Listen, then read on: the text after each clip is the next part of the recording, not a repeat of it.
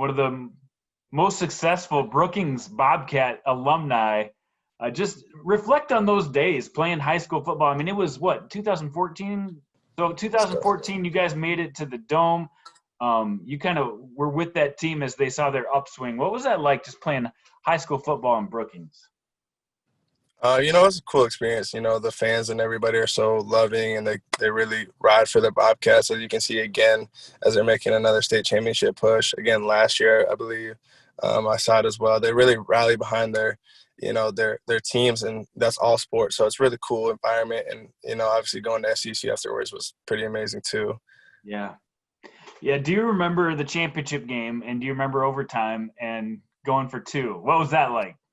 Yeah, I remember that like it was yesterday. I just remember, Coach Big Dog saying, do you guys want to go for one or go for two? And we were like, yeah, let's go for two.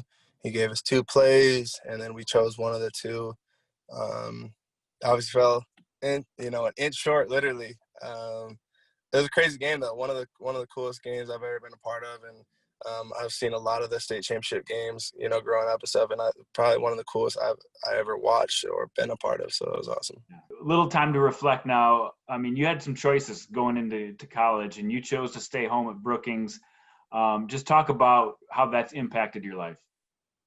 Yeah, I knew that going to Brookings. Well, I walked on obviously, and I knew that I turned down scholarships to go to SECU. But I knew that I would have an opportunity to receive and earn a scholarship. And I knew that, my family was there, and just knowing everybody in the community that I'd be well supported. And that obviously did happen. And my mom being able to come to all my games and stuff was, she wouldn't have been able to do had I gone to somewhere else around the country. So, that was obviously awesome. And like I said, just the spirit and the passion that Brookings has for their sports is second to none. So just a great culture and great team to be a part of, both Brookings and SCSU. I mean, you carved out quite a niche as kind of a touchdown machine, and now you're shifting a little bit more to fullback, which, kind of uses some of those skills, and you're still available at running back. Let's tell me about making that change, or making that change in your mind about what position you might be most successful at going in the future. So when it came down to the draft, I knew in terms of helping me get to the next level and, really getting a foot in the door, I knew that I had to go the fullback route. I learned that from CJ Ham, and it gave me the opportunity that I wanted going to the Atlanta Falcons. And the best part about going there is they didn't see me as just a fullback. They saw me as an all-around utility guy, pass pro guy, third and short, goal line, stuff like that. So all the same roles that I played at SCSU, and then spinning the title of fullback, just kind of a more athletic, all-around fullback. I knew it was a really real opportunity for me. So that's why, my agents, my family, and I decided that was kind of the route we wanted to take.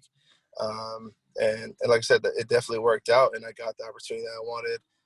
Obviously, nobody could have anticipated a coronavirus hitting the way it did, and getting rid of, all preseason games and mini camps and just everything that an undrafted guy really needs to show to really make it. They cut all that out. So, it was tough.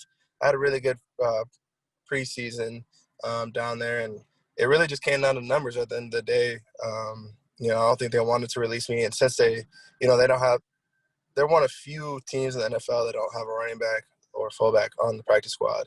And, we still keep in touch. When they let me go, they said they wanted to keep in touch once a week. So I still talk with my running backs coach, who's now the special teams coordinator. Wish you the best on your career, but let's talk about Brookings. They're out there playing in the semifinals now for the second year in a row, trying to earn a trip to the championship game. It's going to make you a little proud. I saw you on the sideline last year watching them in the championship. You probably follow them a little bit. Yeah, definitely. I've been in contact with their new coach, and I see highlights and stuff on Twitter. I don't always get around to watching the games, but I see the highlights, and they're really strong all the way around, offensively, defensively. Probably one of the better teams I've seen come through Brookings, realistically. And then this running back, Josh Burrow, who everyone wants to talk about. I really like the kid.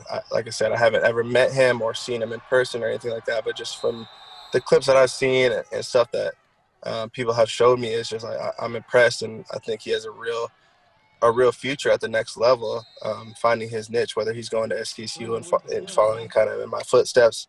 I see that USD has recently reached out to him. Some other schools are going to show up here in the next couple of months as well. But I think he definitely has a real shot at making a squad and doing some things at the next level. Always good to catch up with you, Mikey. Best of luck in the future, and I hope a smart NFL team gets smart and gives you a call. Thank you. I appreciate that.